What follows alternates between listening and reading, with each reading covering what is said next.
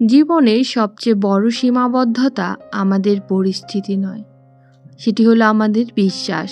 অনেক মানুষ কঠোর পরিশ্রম করে, চেষ্টা করে, নতুন কিছু শুরু করে, কিন্তু মাঝপথে থেমে যায়।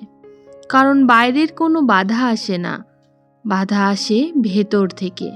একটি অদৃশ্য কণ্ঠ বলে, তুমি পারবে না, এটা তোমার জন্য না, তুমি যথেষ্ট না। আর ঠিক এই বিশ্বাসটাই নির্ধারণ করে তুমি কত দূর যেতে পারবে। কারণ বাস্তবতা তৈরি হয় না শুধু কাজ দিয়ে, বাস্তবতা তৈরি হয় সেই বিশ্বাস দিয়ে যেটা তোমাকে কাজ করতে বাধ্য করে। স্বাগতম মাইন্ড সামারি বাই স্বর্ণালীতে। আজকের এই পর্বে আমরা এমন একটি শক্তির কথা বলবো যা আমাদের প্রতিটি সিদ্ধান্ত, প্রতিটি পদক্ষেপ এবং প্রতিটি ফলাফলকে প্রভাবিত করে। Belief system by Brian Tracy. এই বইটিতে আমাদের জীবন মূলত আমাদের চিন্তার প্রতিফলন দেখানো হয়েছে। আমরা যা বিশ্বাস করি আমরা ঠিক সেই অনুযায়ী কাজ করি এবং শেষ পর্যন্ত সেই ফলাফলই পাই। এই বই শেখায় যে কিভাবে নিজের সীমাবদ্ধ বিশ্বাসগুলোকে চিহ্নিত করে সেগুলোকে বদলে একটি শক্তিশালী সফল মাইন্ডসেট তৈরি করা যায়। চলুন প্রবেশ করি এমন একটি যাত্রায় যেখানে পরিবর্তন শুরু হয় ভেতর থেকে। একটি মাঝারি শহরের প্রান্তে এক সাধারণ পরিবারের ভেতর বড় হয়ে উঠেছিল অনন্যা।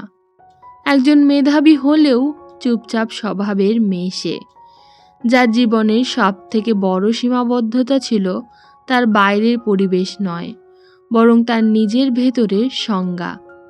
ছোটবেলা থেকেই তাকে বারবার শোনা কথাগুলো ধীরে ধীরে তার নিজের বিশ্বাসে পরিণত হয়ে গেছিল। তুমি খুব কনফিডেন্ট না, তুমি নেতৃত্ব দিতে পারো না, তুমি সেফ থাকলেই ভালো। এই কথাগুলো কোনোদিন সরাসরি তাকে থামায়নি, কিন্তু অদৃশ্যভাবে তার সম্ভাবনাগুলোর চারপাশে একটি সীমারেখা টেনে দিয়েছিল। সে কখনো বড় কোনো সুযোগের জন্য নিজেকে সামনে নিয়ে আসতো না, কখনো কোনো আলোচনায় নিজের মতও প্রকাশ করতো না, এবং সবচেয়ে গুরুত্বপূর্ণ, সে কখনোই নিজেকে সেই মানুষ হিসেবে কল্পনা করতে পারেনি যাকে অন্যরা অনুসরণ করবে। বিশ্ববিদ্যালয়ে ভর্তি হওয়ার পর একদিন তাকে একটি গ্রুপ প্রজেক্টের প্রেজেন্টেশন দিতে বলা হলো। এটি ছিল একটি সাধারণ একাডেমিক রিকোয়ারমেন্ট, কিন্তু অনন্যার জন্য ছিল এটি তার বিশ্বাসের সঙ্গে সরাসরি সংঘর্ষ। তার প্রথম প্রতিক্রিয়া ছিল পিছিয়ে যাওয়া। সে চেয়েছিল অন্য কেউ যেন দায়িত্বটা নিয়ে নেয়, কিন্তু সেই সময় তার একজন অধ্যাপক তাকে থামিয়ে একটি প্রশ্ন করেন, তুমি কি সত্যিই অক্ষম, নাকি তুমি নিজেকে সেইভাবে দেখার অভ্যাস তৈরি করে ফেলেছ? প্রশ্নটি ছিল খুব অস্বস্তিকর কিন্তু অনেক গভীর। সেই মুহূর্তে সে প্রথমবার উপলব্ধি করল তার সীমাবদ্ধতা বাস্তবতার চেয়েও বেশি তার নিজের বিলিফ সিস্টেমের ফল। সেই দিন থেকেই অনন্যা একটি সচেতন অনুশীলন শুরু করল, যা সরাসরি বিলিভ ইট টু অ্যাচিভ ইটের মূল ধারণার প্রতিফলন। Act as if you are already the person you want to become. সে সিদ্ধান্ত নিল সে আর বর্তমান অনুভূতি বা ভয়কে কেন্দ্র করে কাজ করবে না, বরং সে এমনভাবে আচরণ করবে যেন সে ইতিমধ্যেই একজন কনফিডেন্ট কমিউনিকেটর। প্রথম প্রেজেন্টেশনের আগেই তার হাত কাঁপছিল, কণ্ঠ স্থির ছিল না, কিন্তু সে থেমে থাকেনি। কারণ এবার তার লক্ষ্য ছিল নিখুঁত হওয়া নয়, তার লক্ষ্য ছিল নিজের পুরানো বিশ্বাসকে চ্যালেঞ্জ করা। পরবর্তী কয়েক সপ্তাহে সে ছোট ছোট সচেতন পদক্ষেপ নিতে শুরু করলো। ক্লাস ডিসকাশনে অন্তত একবার কথা বলা, নিজের মতামত লিখে প্রকাশ করা এবং প্রতিদিন নিজের সম্পর্কে একটি নতুন ইতিবাচক ধারণা রিএনফোর্স করা। এটি ছিল কোনো দ্রুত পরিবর্তনের প্রক্রিয়া নয়, বরং এটি ছিল ধীরে ধীরে নিজের পরিচয় পুনর্গঠনের একটি যাত্রা। সে বুঝতে পারল যে কনফিডেন্স কোনো অনুভূতি নয় যা আগে আসে, এটি একটি ফলাফল যা ধারাবাহিক অ্যাকশনের মাধ্যমে তৈরি হয়। মাস কয়েক পরে যখন সে আবারও একটি বড় প্রেজেন্টেশনের সামনে দাঁড়ালো, তখন তার ভেতরের ভয় সম্পূর্ণরূপে হারিয়ে যায়নি, কিন্তু তার ওপর তার নিয়ন্ত্রণ তৈরি হয়ে গেছে। এবার সে শুধু একটি প্রেজেন্টেশন দিচ্ছিল না, সে একটি নতুন পরিচয় ধারণ করেছিল এবং সেই মুহূর্তেই সে উপলব্ধি করল তার ক্যাপাবিলিটি সবসময় তার ভেতরেই ছিল, কিন্তু তার বিলিভ সেটিকে প্রকাশ হতে দিচ্ছিল না। এই পরিবর্তনটি বাইরের কোনো নাটকীয় ঘটনার ফল ছিল না, এটি ছিল একটি অভ্যন্তরীণ সিদ্ধান্তের ফল, যেখানে সে তার পুরনো গল্পকে নতুনভাবে লিখতে শুরু করেছিল। এবং সেখানেই এই বইয়ের মূল সত্যটি বাস্তব হয়ে উঠল। মানুষ তার বাস্তবতার দ্বারা সীমাবদ্ধ নয়, বরং তার বিশ্বাসের দ্বারা পরিচালিত। যখন সেই বিশ্বাস পরিবর্তিত হয়, তখন একই মানুষ একই পরিস্থিতির মধ্যেও সম্পূর্ণ ভিন্ন একটি জীবন তৈরি করতে পারে।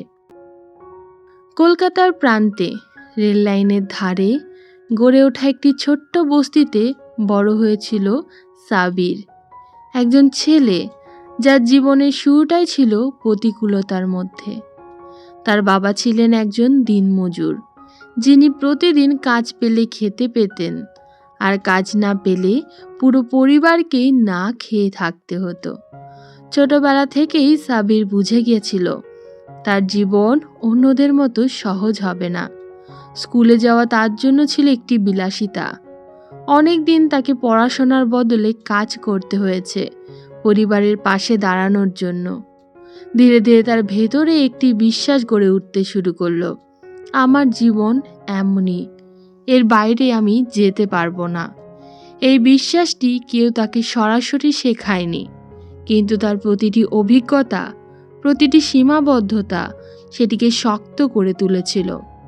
কিশোর বয়সে পৌঁছে সে একটি ছোট্ট গ্যারেজে কাজ শুরু করে। সারাদিন তেল, ময়লা আর যান্ত্রিক শব্দের মধ্যে কাটাতে কাটাতে তার ভেতরের স্বপ্নগুলো ধীরে ধীরে নিঃশব্দ হয়ে যাচ্ছিল। সে আর ভবিষ্যৎ নিয়ে ভাবত না, কারণ ভাবনার মতো কোনো আলাদা ভবিষ্যৎ সে কল্পনাই করতে পারত না। তার কাছে জীবন মানে ছিল টিকে থাকা, তার বেশি কিছু নয়।